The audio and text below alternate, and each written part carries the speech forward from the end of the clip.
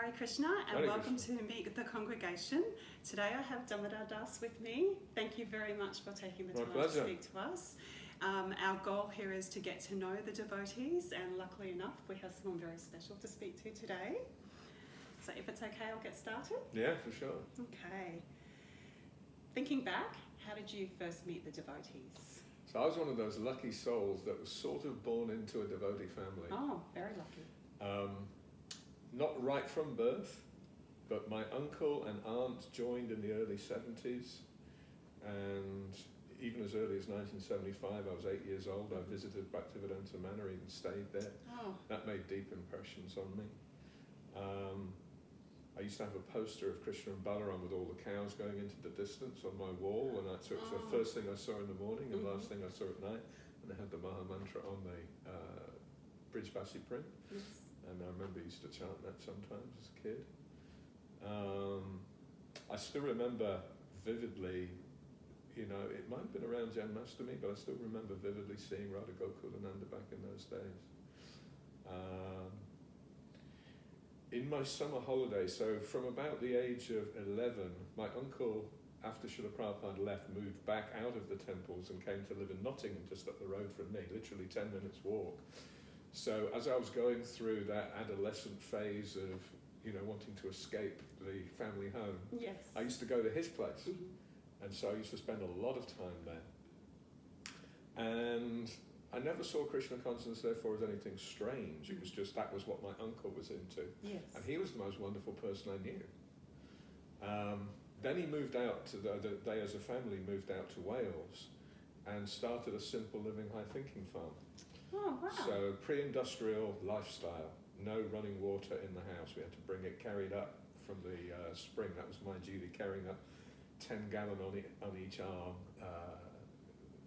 sort of containers to fill up the aga that they had.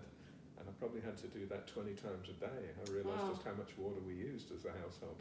No electricity. So we used to fill oil lamps to light the home in the evening and have a nice fire going and cook with gas, so we did have gas stove. It was such an idyllic life. I used to milk cows by hand, pull the vegetables out of the ground before the evening offering,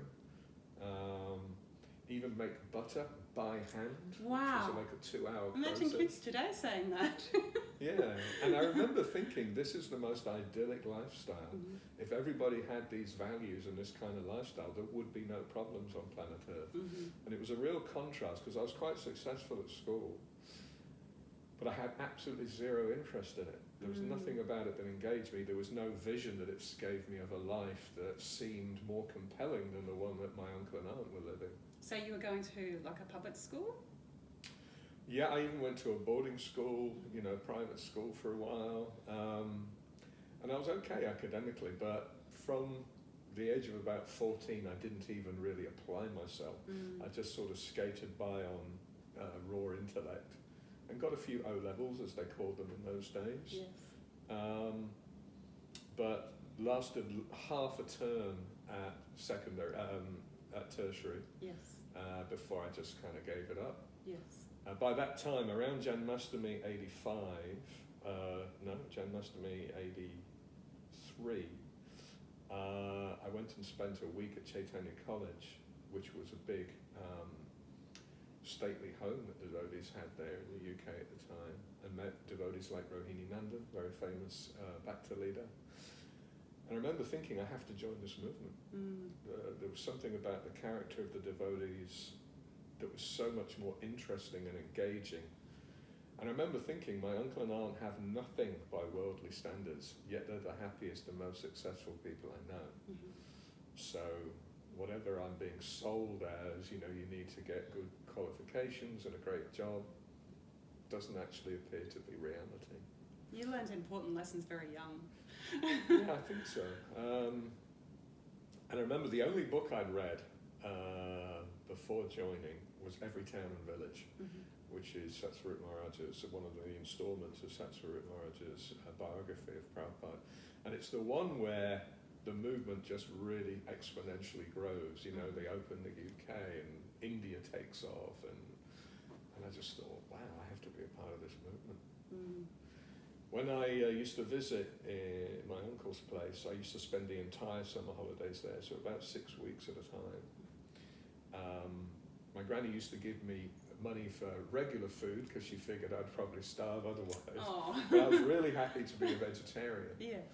And therefore I had the money for, things that teenagers want money for.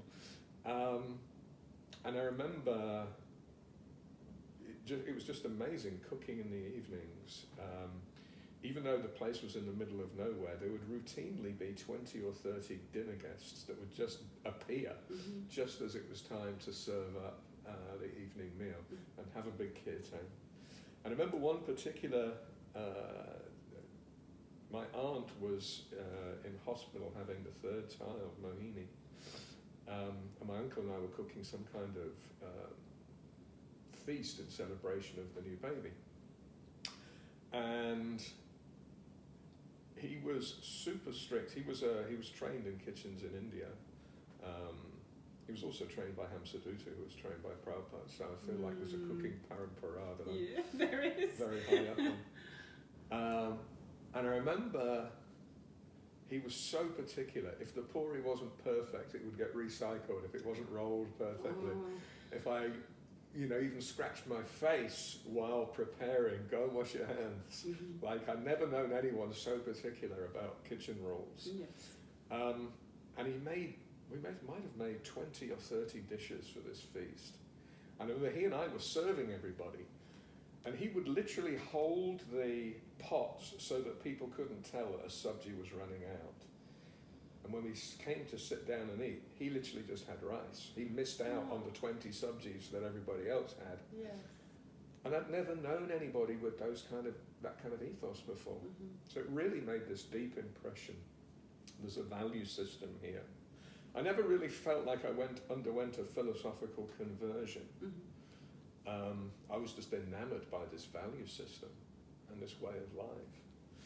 And so it was quite funny. Around Janmashtami 84, a friend and I had actually come back from my uncle's after a few months there, and I was lying on my friend's bedroom floor smoking pot, listening to Jimi Hendrix and the Beatles and so on. And I had this almost inner conflict where it was like, you kind of know about Krishna consciousness now, and you say that you're going to join one day. What is it about the material world that you still think is going to do anything for you? And I had this argument within myself where part of me was arguing, I'm still young, I haven't got it out of my system, and the other part of me was arguing, these are just rationalizations. And I remember handing over my entire record collection, which was my prized, possession at the time. Yes. Lots of rare albums and so on. And I gave him my dope, my cannabis. And he was so shocked by this overnight transformation. He got interested in Krishna consciousness too. We used to go down by the river and chant with makeshift instruments, just have a half an hour kirtan every evening. And when we visited the temple for Janmashtami, it was his first visit, we met Rohini Nandan. Rohini Nandan convinced him to join. So I thought, well, I better join as well. Yes. I mean, I can't have him join and I don't join. And then he pulled out. But because I'd given my word, I went ahead and joined. I was 17 and 2 months exactly. It was 21st of September 1984. It was meant to happen though. Initially I thought I'll just move in for a few weeks, learn how to start an ashram, and then start an ashram in Nottingham. Things changed. Didn't happen. Okay. So that was how I came to Krishna consciousness. That's beautiful. And what made you, I suppose this is a little bit difficult because your background is a bit different, but why did you choose to join Iskcon rather than going another path? Yeah, funny enough, I'd gone to this Catholic boarding school as a kid, and even then, for some reason, I used to get up and go to Mass every single morning. But it didn't really address any of the big questions in life. And I also had some experiences at that boarding school that left me somewhat disillusioned about Catholicism. Krishna consciousness just contained this magic. And I think in particular, kirtan. So when my uncle introduced me to kirtan, he would play mridanga, I'd play the bongos. every evening we used to have hours of kirtan and then Katha, Krishna Katha, into the early hours of the morning. He'd tell me about his time in India, his experiences with Prabhupada, and he never pushed Krishna consciousness on me, but he was such a compelling storyteller. It was such a fascinating philosophy. I remember falling in love with kirtan. Yes. And then they got me to start leading the kirtans, and that was just a special experience. So I really didn't feel like there was anything else of interest in life. It was just devoid. So even though I had academic abilities, my grandmother was trying to push me towards being a lawyer, being a doctor. Just no interest. Yes. No interest at all. Beautiful. What does your spiritual name mean? So your full name and what it means. Yeah, Damodara Dasa. So Dama means rope, and Udara means belly. So when Krishna was a naughty child, and he would smash the yogurt because his mother was neglecting him or something, Mother Jashoda would try and tie him up. But of course, no matter how many times she bought different lengths of rope from the village, it was always 2 fingers too short. And of course we sing in the famous Damodara Dasa prayers, Krishna is bound not with ropes, but with his mother's pure love. Yes. So it's a name that indicates Krishna in this childhood incarnation, this childhood Leela, and how he's conquered by love. So it was a wonderful name to receive from His Holiness Bhakti True Swami. I felt very privileged to get that name. Beautiful. That actually leads to my next question. About who is your spiritual master, and would you like to talk a little bit about him? Yeah, for sure. I met Bhakti True Swami, we were talking a bit earlier, in 1986, around October maybe. It was a couple of months, or maybe only a month after Bhagavan had left the UK. There was a lot of disillusionment, including in myself, and it was like a breath of fresh air. His character was very compelling, so humble, so erudite, so generous, and that just really struck me. I remember thinking, oh, now here's somebody I could surrender to. Here's someone I could see as a bona fide, transparent via medium. You know, he walks the talk, he knows the philosophy, he ticks every box for me in terms of what you would look for. And he was always very kind to me. I was lucky to be one of his earliest disciples. He only got the approval in March '87 to begin initiating, and I was probably disciple number 7 or 8 or something. Oh wow! Right from the start. And yeah, I got initiated July 31st, 1988. But it's quite interesting. I was having a hard time choosing between him and His Holiness Shiva Ram Swami. Shiva Ram Swami was the local GBC, although Bhakti True Swami, I think, also became co-GBC for the UK for a while. And both of them were trying to persuade me to go to the other. Oh. Yeah, and eventually Shiva Ram Swami won the argument. But the very first thing that Bhakti True Swami said to me in the next letter was, I want you to accept Shiva Ram Swami's instructions as non-different than mine.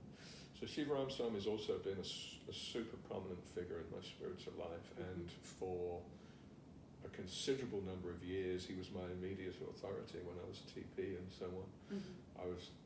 He was a GBC representative, and he was a wonderful devotee to serve under. I teach leadership development, and although I know a lot of devotees don't think particularly highly of Iskcon's leadership capabilities, again, Shiva Ram Swami, he provided the perfect level of empowerment and support for a young idealistic leader like myself. Yes.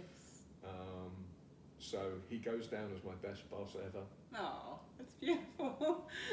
I've had quite a few bosses, good bosses, and I've had some horrible stinkers over the years. Yes. He's still streets ahead.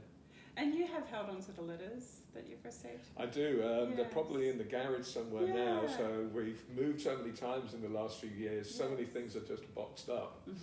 But yes, it was, obviously all of this was happening before email arrived, before electronic, so back in those days, if you sent a letter to your spiritual master, in those days with Bhakti Swami, I'd send it to a mailbox in Calcutta, not knowing quite when he'd get it and when you'd get a reply, and sometimes it would be several months. Yes. But there was nothing more special than, getting an envelope with his livery, with his credentials on the outside.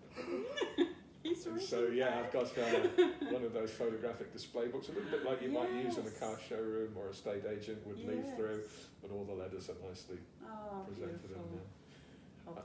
The rest of them, of course, are on emails, and there's probably a few more of them. But in those early days, when I was one of the few disciples, that was extraordinary. Yes.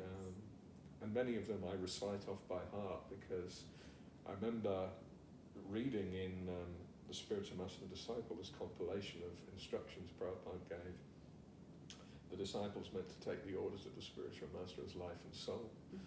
So many times I'd read and reread so I could commit those instructions to memory. Yes. Oh, so lovely. So what do you feel has helped you personally to progress in spiritual life? It always has to be about association.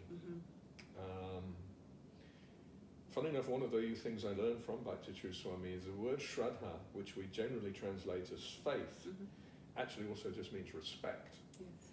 And so the foundation of our spiritual standing is a fond appreciation, a faith in the devotees. Yes. Krishna reaches out to us through the devotees.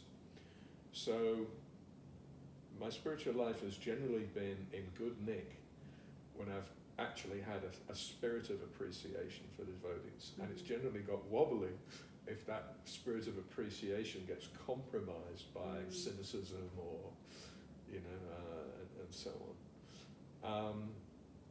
I've been lucky, I think, because the first few years I was in those London temples, all the big senior leaders came through.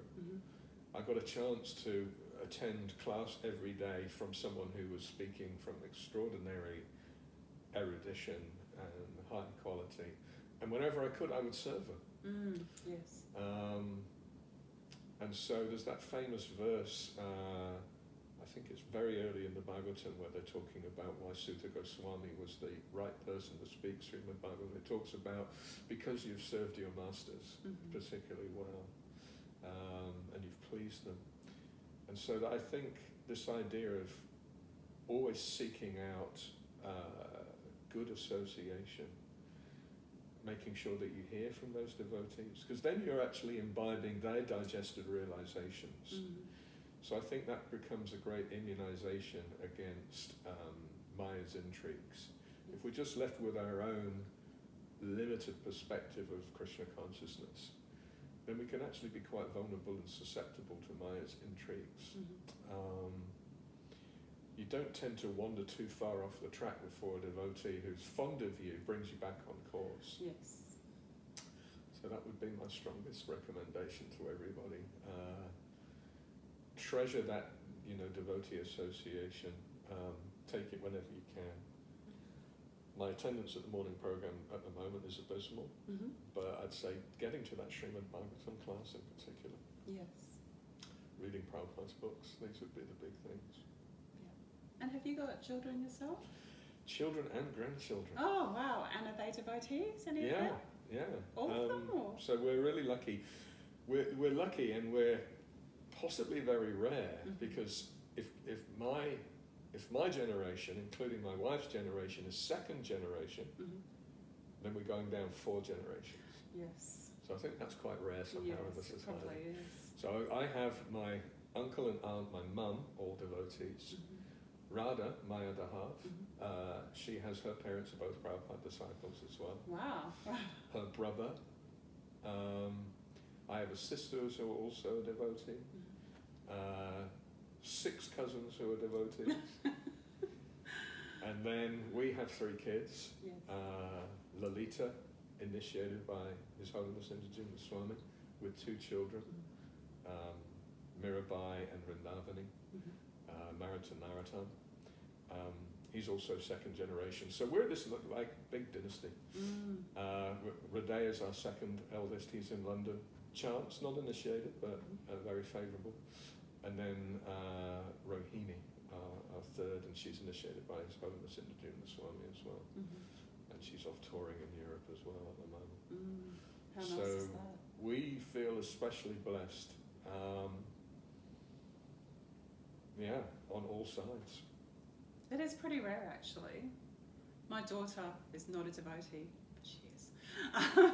And, you know, to try and, I mean, not push, but, you know, lead by example is not as easy as it seems, especially when I've come to it a little bit later. So your children are very lucky to have been born into this lifestyle and to see that from their such a young age.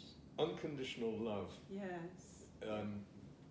The challenge is we tend to think of Krishna consciousness often in very philosophical ways. How would my intellect convince your intellect of the truth of this? Yes. But as human beings, we're actually quite primal. And particularly as kids, kids have got a keen intellect to spot hypocrisy, if there's a mismatch between words and deeds. Yes. And also, if they feel that there's any conditional love, you're supposed to be a devotee, so you're a disappointment to me that you're not showing more attachment to chant your rounds. Yes. If it feels like it's pushed on them, if it feels like you're not quite living up to it, most kids are anyway programmed by nature to disassociate from their parents, to prove their own independent identities. I remember that. Yes. We all go through it. And so we I can't say we take huge credit, but whatever credit we can take, we never push Krishna consciousness on them. So we wanted to leave it for them to discover and take to in their own time and in their own way. And I think just general character and so on. If you treat people nice, if you're honest and so on. Kids imbibe a lot more unconsciously. And, you know, if they feel preached to, that's what they'll fend off. Yes. Particularly if it feels like there's any sense of obligation or withholding of love or conditional love. Like, I think we'll talk in a little while about my activism with Gurukulis and so on. It's one of the biggest shames in our society that more of our next generation haven't taken to Krishna consciousness so actively and may have become disillusioned. And I think a lot of that is they were supposed to be lighting the fires with mantras, and they were supposed to, why aren't these kids more appreciative of what they've been given? There was so much of that that I think it actually made Krishna consciousness unappealing, and possibly parents feeling like their kids were distractions, you know, from devotional service. What to speak of, you know, some of the more horrendous experiences at Gurukul and other things. So it's a great consolation to me, and I know to Radha, that the kids have found the magic of Krishna consciousness. Yes. And yeah, we feel like we did something useful. Yes. We handed on the baton. Absolutely. Yes. What do you feel has helped you to progress spiritually? Well, taking the order of the spiritual master seriously. I know, particularly in the first few months after initiation, I felt like I was walking on clouds of bliss the entire time. I think as life became more complex, getting married, trying to do a job and sadhana and everything else as well, I think that edge went off. Always trying to stay on the right side of devotees and maintain this attitude of appreciation of devotees has been helpful. Certainly immersing myself in Prabhupada's teachings. One of the best investments I ever made, best pieces of expenditure ever, was Prabhupada's entire recordings. Oh, yes. And so I do a lot of driving, and Prabhupada will be, you know, permanently going in the car. Yes. So that was great, just to be able to truly imbibe. And I have to say, I actually prefer to listen to recordings of Prabhupada than even reading. Reading possibly takes more of a controlled mind and concentration and freshness, whereas somehow listening is easy to absorb. Yes. Plus, I think you can even hear Prabhupada's emphasis, his intonation and other things. So there are things sometimes I'll listen to a lecture and I think, oh, I have to post this. Yes. I'll go and find it. And I'm reading the words on the page and I'm going, no, actually people have to hear how exactly he said that. It doesn't come across in just the written word quite the same way. Yes. So those have been the big things. Again, I see absorption in good Krishna Katha from good devotees as an inoculation against Maya. You never drift too far off if you're regularly exposed to transcendental perspectives. Yes. Otherwise, Maya can just run havoc. How do you think being a devotee has changed your life or shaped your life? See, this is actually, it was an interesting question when I saw it. It was a tricky one because my entire adult life I've been a devotee, so I've not really known an alternative. Yes. Well, I say that. I mean, I still live a secular life as well and hold down a job and so on. But it might not make so much sense to people. Back in the day when computers first came out, there was something called DOS, which was the operating system, the environment in which all the other programs sat. Yes. So I see Krishna consciousness like that. It's at the base of my whole world view. Yes. So even when I think about a career, I think, what's the most meaningful way that doesn't compromise my principles, that has me sort of, based on my Varnashram vocations, more involved in teaching. And leadership development is almost Krishna consciousness light. Like I've got no license to be able to say, well, by the way, there's a God. By the way, you're a spirit soul. Yes. But all the way through, I'm introducing the spiritual dimension of leadership almost as a ministering to souls.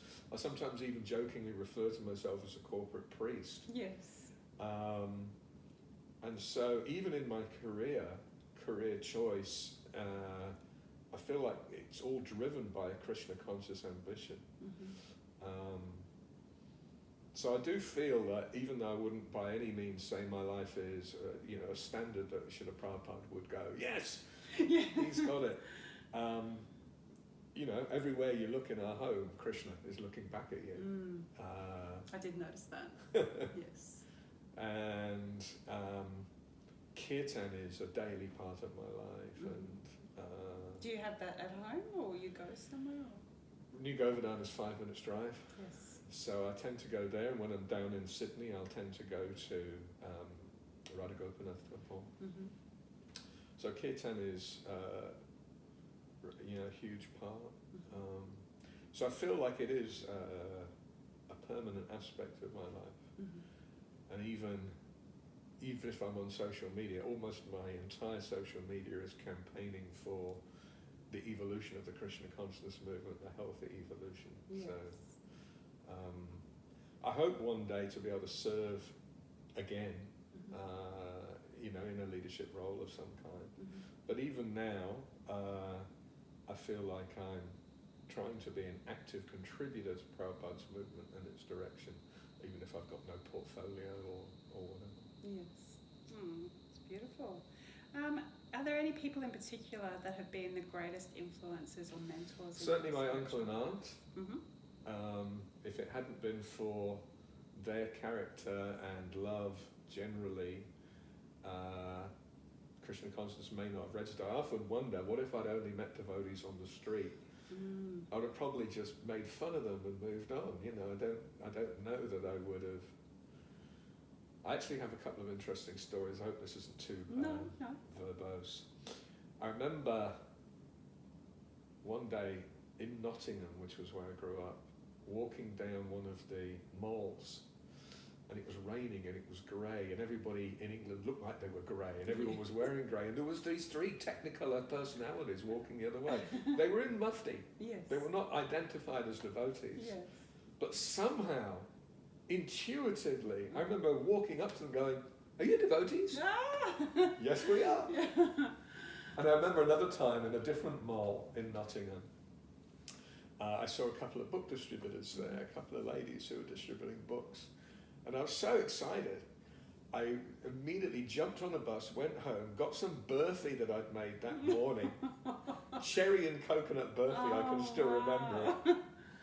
And going back and giving it to these two devotees. Yeah. So,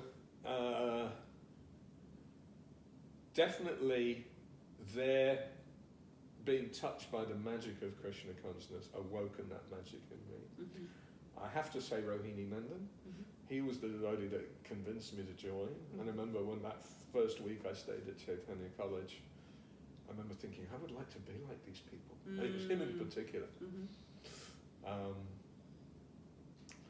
Other mentors, well, certainly Shivaram Swami, Bhakti True Swami.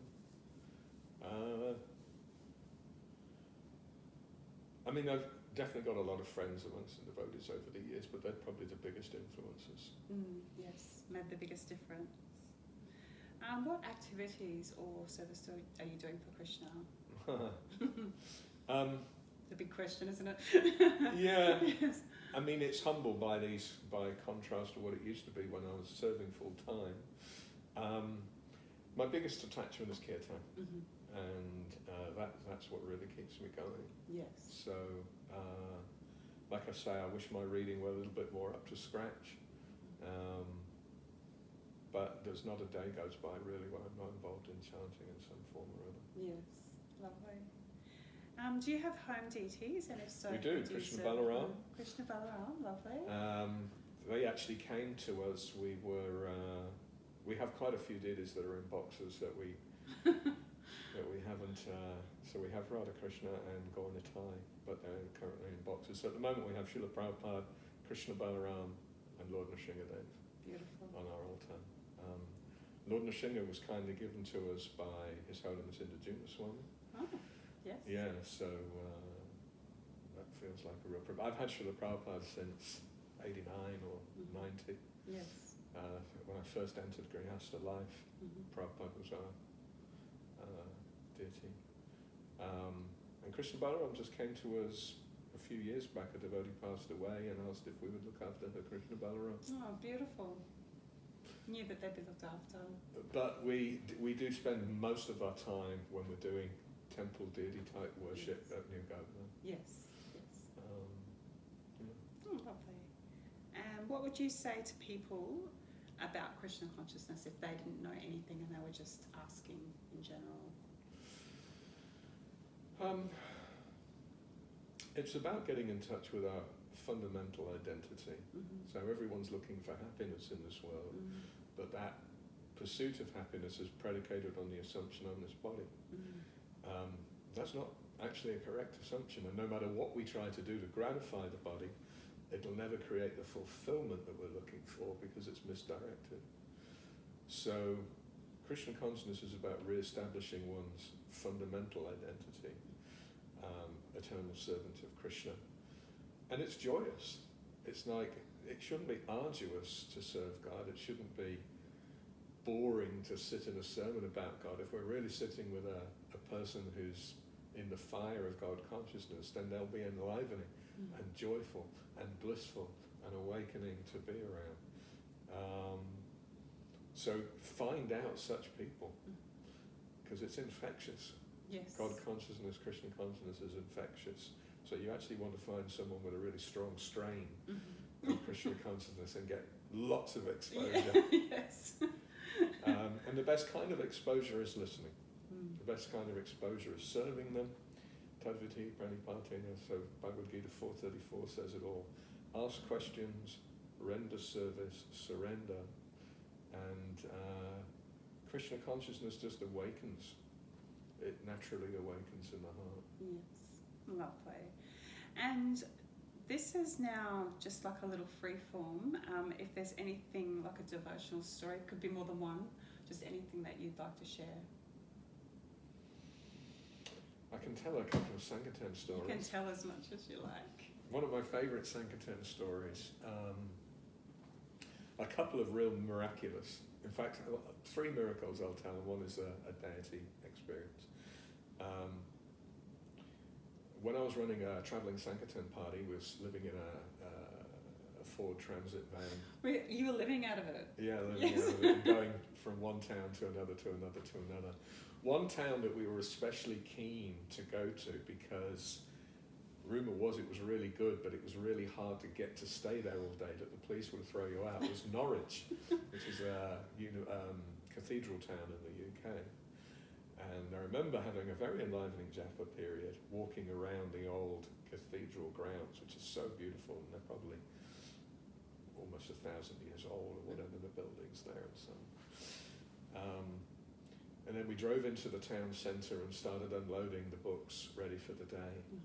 And it would be before 9 o'clock in the morning, so the streets were almost uninhabited. Maybe the occasional person who's in a retail shop going to open up and start the day. One person came sauntering down the hill on this mall with his bike, and big grin on his face, walked straight up to me. We spoke for a little bit, and he took a Coming Back, which was one of the books that we had that day. The very next person, straight behind him, also with a big grin on his face, was the local copper, who saw the transaction and immediately turfed us out of town. Wow. So that was the only book that went out in Norwich that day. About 2 weeks later, Creeper Moya calls me up and says, we got a letter from a man in Norwich who got a Coming Back. Ah.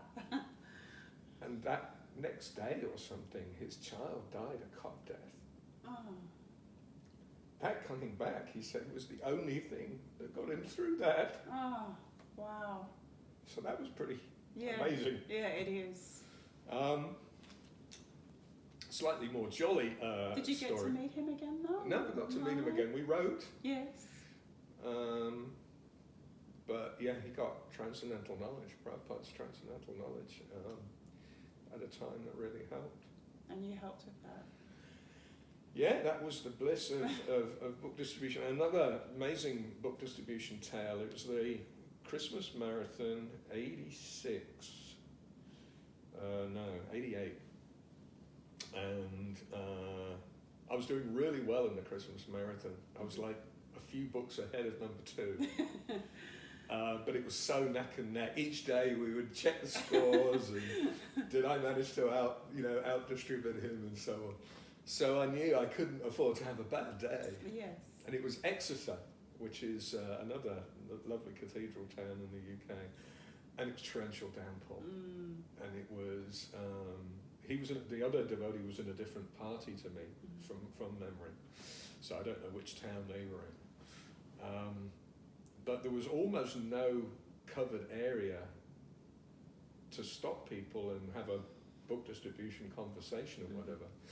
There was one small covered area which was very congested, and it was also where all the bus stops were.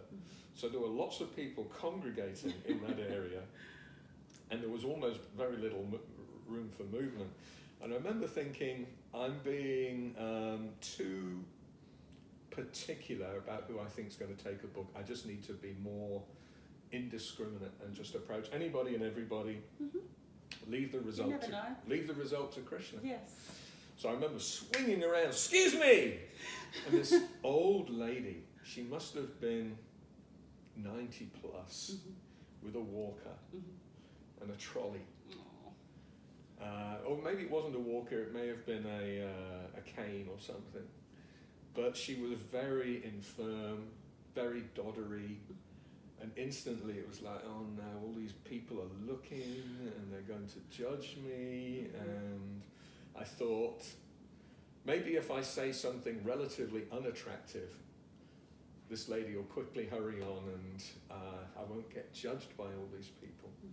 So I said, we're selling these religious books from India. Would you like one? I thought this was bound to be the worst sales pitch ever. And she said, Bhagavad Gita? Oh. Well, yes, as it happens, we do have Bhagavad Gita. I've been looking for one for ages. Oh. Wow, okay. And in those days, we were distributing the last few of a series called The Timeless Classics of India or something. Grand Classics, I forget the name. But they were gold leaf pages, got edges, and a beautiful embossed cover, and they looked $1 million. I mean, they were really extraordinary. So I whipped one of these out of my Sankirtan bag, and I leafed through the colour plates and showed her. She said, I've been trying to get one for ages, but mostly they just seem to be the author's idea. I just want to know what Krishna himself said. And I'm like, this can't be real. So I pointed to, this is the Devanagari script. Here's the actual Sanskrit words. Here's what they mean in translated, and here's the translation, and now here's the author's commentary. So you can distinguish them all. Yes. She said, oh, yeah, oh, this is just what I'm looking for. Oh, but I could never afford it. And she starts pushing the book back. And I said, no, you're going to have this book. If you want to give a donation, that's completely up to you. But this was definitely meant to happen. You're definitely meant to have this book. And she rummaged around in her purse and gave me $5, which is actually, all we needed, all we were expected to get.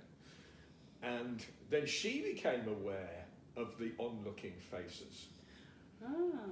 And then she started, she said, oh, these bigots wouldn't understand.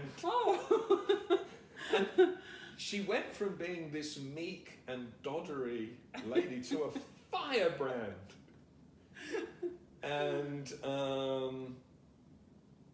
she started quoting Vedic aphorisms like Tattvamasi. Thou art that, young man, thou art that. Like, she must have been some member of a theosophical society or something. Anyway, before long, she was practically skipping in this animated way down the road. The sun comes out, and then I had my best ever day on Sankirtan. There you go. So that was a nice miracle. You can't judge a person by their body. Can't judge a person by their body. And then the other sort of miracle, I'd just become a householder, and I wasn't quite sure how I'd maintain a household. Back in those days, there were no salaried positions working in Iskcon. That was unheard of. Can I ask how old you were then? 20, 21. Yep. And I'd been selling books, bookshop to bookshop, for Amita, who is, he ran a business called Bhaktivedanta Books Limited, as well as the BBT. So I figured, as Krishna conscious employment goes, that was pretty kosher. But Bhakti Sri Maharaj wasn't into it. He wanted me to serve full-time in Iskcon. And at that time, I was a little disillusioned. I'd had some bad experiences with my temple president at the time, and I was worried that any of those roles meant participating in the machinery of the society, which in my mind at that time, being disillusioned, was probably just going to mangle people. That was the way I remember thinking about it. And yet here was my spiritual master insisting that I serve full-time in Iskcon. So how was I going to solve this conundrum? I remember thinking, there's a quote somewhere, even to hesitate to execute the order of the spiritual master is a fall down. Yes. So I remember right before Radha Landaneshwara, Radha Landaneshwara, probably one of the sweetest darshans in Iskcon, because you're so close. Like, they are big deities, and they may only be as far away as the camera. And so it really feels like you're right there in their presence. There's almost no feeling of awe and reverence, because they're just right there. Yes. So I remember going to beg them, and I said, look, my spiritual master gave me this instruction. I actually don't even know how to go about it. I remember saying to them, it's inconceivable, but the only type of service I could imagine feeling I could do with integrity is if somehow I was at the helm. But how's that going to happen? I'm 21. Yes. You know, I'm Quite a kid. young, yes. But that was my prayer. Mm-hmm. Very next day, His Holiness Sri Brahma Swami said, could you go and become TP, Temple President in Belfast? Wow. Very next day, out of the blue. That's incredible. And At 21. 21 years old. Wow. Well, was I? Maybe I was 23. But anyway, Still, I was young. yes. I was young. But that to me was so obviously, because it was so unexpected, Mm-hmm. it was so obviously a direct response from Radharani and Ishwar to what they saw as a sincere prayer. Yes. So those are a few miracles. Beautiful. I'm really confident this idea of sincerity being the absolute polar opposite of hypocrisy, sincerity meaning genuineness, is the essence. If Krishna witnesses that we're truly sincere in calling out his name, sincere in regretting our trespasses, sincere in wanting to serve the devotees or understand something that's currently beyond us, he pulls all the strings. Yes. And our way is always clear if we're sincere. You were saying before you were going to mention something about the Gurukul? Oh yeah, so in terms of campaign, I talked about internet campaigning and so on. Probably for the last year and a half, trying to get the society to take child protection matters more seriously has been what I've probably spent most of my energy on. How did that come about? I think I used to be less empathic if someone talked about their adverse childhood experience. Maybe it's because I wasn't fully coming to terms with my own. I would preach to them. Here's how you should look at that philosophically. Tateva Kampams as a Mixamano, take these adverse events as Krishna's mercy and don't become offensive to the devotees. And so I was always coming out with this strong advice about how people should look at things differently. And I realized over time that was just that was complete opposite to empathy.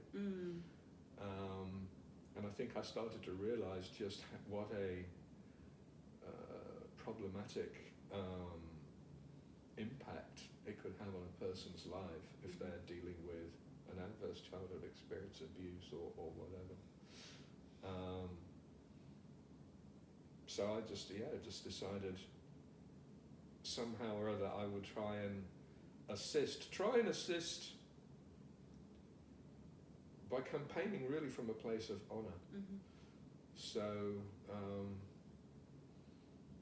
it's very easy to get angry if you're, seeing an injustice or something. Trying not to allow the anger to become unbridled, where you yourself might forfeit some moral authority because you're too aggressive or whatever it may be. So I started something called the Vedic Inquirer. Okay. And look, it's very early days still. And probably I've gone into a little bit, after a lot of initial energy going there, I've probably gone into a bit of a lull. But yeah, that's probably one of the things. I do feel, as we were talking earlier, our ability to pass Krishna consciousness on to our offspring is actually a much more important thing to get right than conversion. Yes. If we convert somebody but we lose their kids, then in some ways even that conversion was a very, very limited value. Whereas if we can engender Krishna consciousness in subsequent generations, that to me is a real success. That says we've arrived culturally. Because it does take so much character to pass it on to children. I think we're getting better, but very, very slowly. Yes. Like I think maybe we've tempered some of that initial idealism that characterized the early days of the movement by some practicality now. And we've reined in some of the excesses that were there. So I think to be born into the movement nowadays is a better deal. I still think finding out how to really introduce Krishna consciousness in an attractive way. I mean, I think we still have to master that with Westerners in general. Yes. Krishna consciousness was always going to be successful with the Indian community, even if Prabhupada struggled in his early days in India. It's revivalism. It's not really a conversion for someone of Indian extraction. They're going, oh, yes, this is what my grandparents were into. This is what I know I learned, and maybe we lost along the way. I want to hold on to something and revive something of great value. Whereas with a Western person, it truly is a philosophical conversion, an ideological conversion, a values conversion, a cultural conversion. You know, for someone to completely rethink the direction of their life, even just to add Krishna consciousness to one's life with any kind of, you know, level of practice that could constitute absorption, it has to make an extraordinary impact. And I think we're still at a very early stage of actually that art of promoting Krishna consciousness in a way that grabs people and makes it relevant. But I do think it's character more than philosophy. Yes. And it is an attractive lifestyle. One of the things I think New Govardhan does particularly well is it does create stages that allow people to get as close to Krishna consciousness as they feel comfortable at a point in time, and yet feel accepted, and that they can gradually progress if they have the instinct to do so. So I think that's quite an impressive model. I have heard that a little bit from people that have just attended the yoga community and have gone up and had a little bit of a look at the temple. And they have said that everything has been very welcoming, and they've never felt pushed, but they have felt welcome. And, you know, everyone has had positive feedback. So, yeah, definitely I've heard that a bit. And one of the most encouraging things, I think, in the movement, probably for the last 15 years, I mean, I'm not being precise, I couldn't say exactly when, but is what I think of as the Kirtan revival movement. Yes. Like, Kirtan was one of the very first things that attracted me. It's one of the main things that sustained me. And it really feels like there's a magic that's created in Kirtan and is being tasted and felt everywhere, all over the planet. Yes. That is making it a very accessible thing. Like, Kirtans are already, even in secular society, taking off. Yes. And it's good to see, that the devotees have figured out how to make it such an inclusive and welcoming and ecstatic experience. Yes. That it attracts people. Beautiful. Did you have anything else? No, I don't think so. Thank you for the opportunity. Thank you so much for your time.